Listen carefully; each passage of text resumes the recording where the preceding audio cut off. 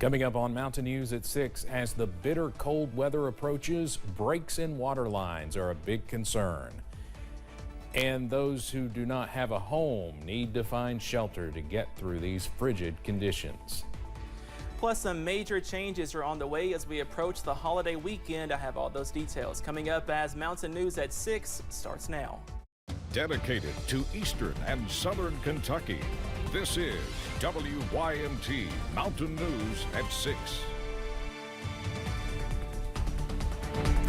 Dangerous winter weather is coming to the Commonwealth. Today, Governor Andy Beshear declaring a state of emergency. We are going to see a little bit of everything. Rain, snow, life-threatening cold temperatures, below freezing wind chills, all of that creating treacherous conditions. Our first alert weather day continues, and meteorologist Cameron Aaron has the very latest. Cameron.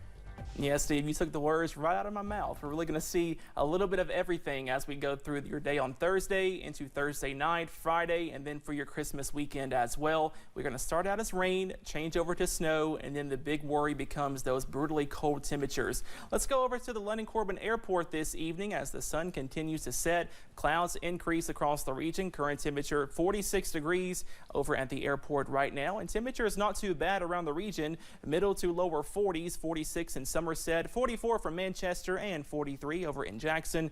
We're going to be about 30 degrees cooler in about 48 hours, all thanks to an area of low pressure that is just off to the north and west, producing some snowfall over the Great Plains, and this is all moving off into our direction. And speaking of that Arctic blast, check this out. Many people already below zero as you get closer to the Canadian border, and that air is moving into our direction. Full forecast coming up in just a little bit. Steve. All right, Cameron. As those Arctic cold temperatures cover much of the country, a common concern is water lines breaking and people losing water. That's always a concern in Perry County when it gets this cold. WYMT's Olivia Calfee spoke with the Hazard City manager about how they are preparing. With Christmas just days away and an Arctic blast headed this way, Hazard City manager Tony Eversole says they are taking extra precautions to make sure people do not lose their water service. What we try to do is keep extra water in the tanks. That way, if there's an issue or whatever, hopefully less customers go without water. He says the Hazard Water Plant provides all of the water for the city and a majority of the water for the county, with roughly 25,000 customers. We ask again that people do not leave their water on. That does drain the tanks. That makes it hard on us. It's just too hard to recover when that happens. Due to problems from the flooding in late July, the city is already expecting issues. With some roads not repaired, there are various water lines uncovered. There's still some exposed water lines due to, we can't put it back the way it was if there's a shortage of road, if the road's washed out or whatever. But that's only in a few places, so we are expecting some problems there. He also suggests you check around your home for breaks before it is too late. Look and see if you've got exposed lines underneath your house. The customer is responsible from the meter to the house. So, if you have to get some straw or whatever to put on your lines or heat tape, just do that. And if you have problems with your water lines, it is important to report it immediately. In Hazard, Olivia Calfee, WYMT Mountain News. Eversole says the city has been working to repair 4 broken water lines today to make sure those do not cause issues during the next few days.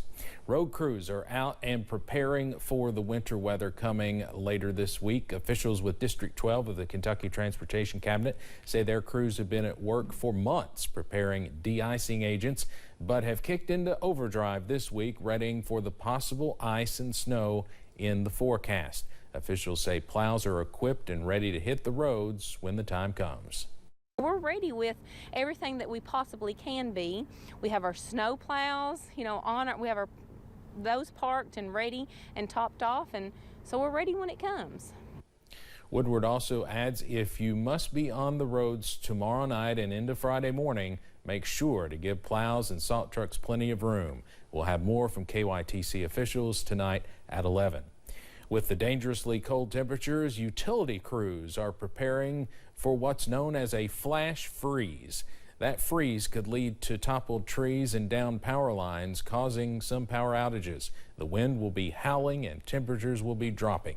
Utility co-ops and companies are preparing for any issues and outages.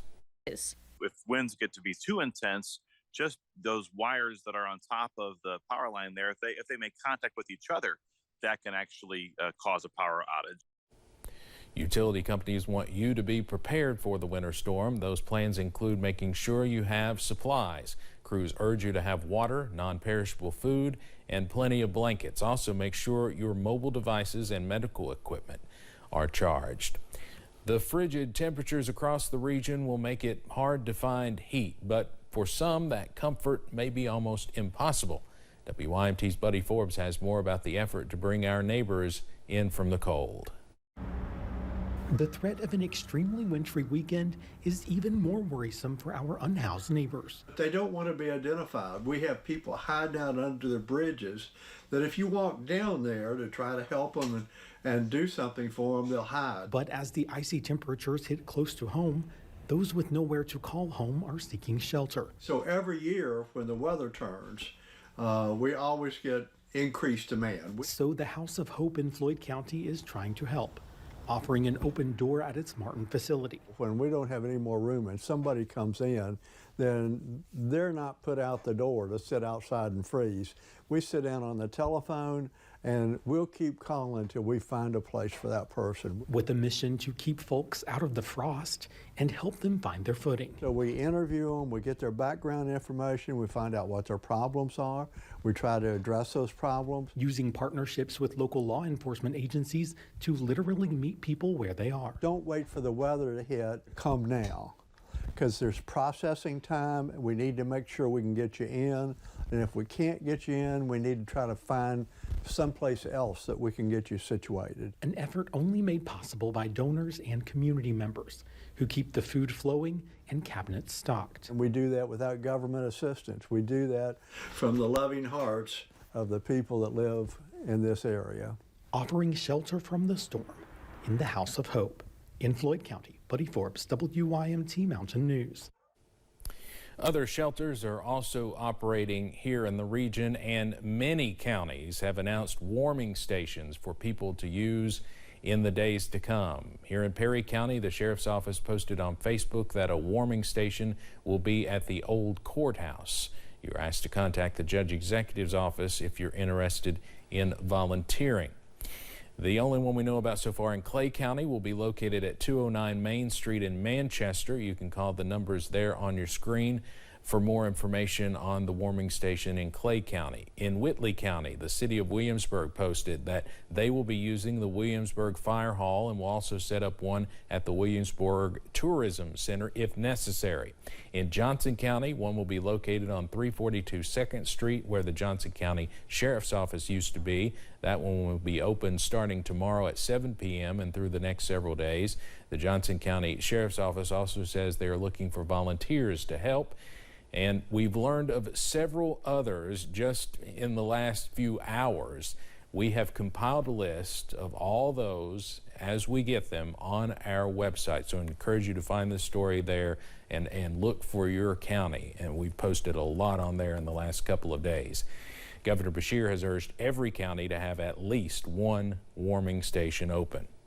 Police in Pike County are investigating a death deemed suspicious that occurred last weekend after they found the body of a man inside his home. Dispatchers received a call of a burglary in progress Sunday morning at a home on Marrowbone Creek Road in Elkhorn City. When police arrived, they found the homeowner, 60-year-old Timothy Justice of Pikeville, dead. Police did not say how he died, but they've sent his body to the state medical examiner's office for an autopsy. Foul play is suspected. Anyone with information is asked to contact the Pikeville KSP post at 606-433-7711. Prestonsburg Police and the fire department responded to a deadly fire that happened on Sunday. Officials say during an investigation, a person was found dead inside the home. So far, no other information has been released.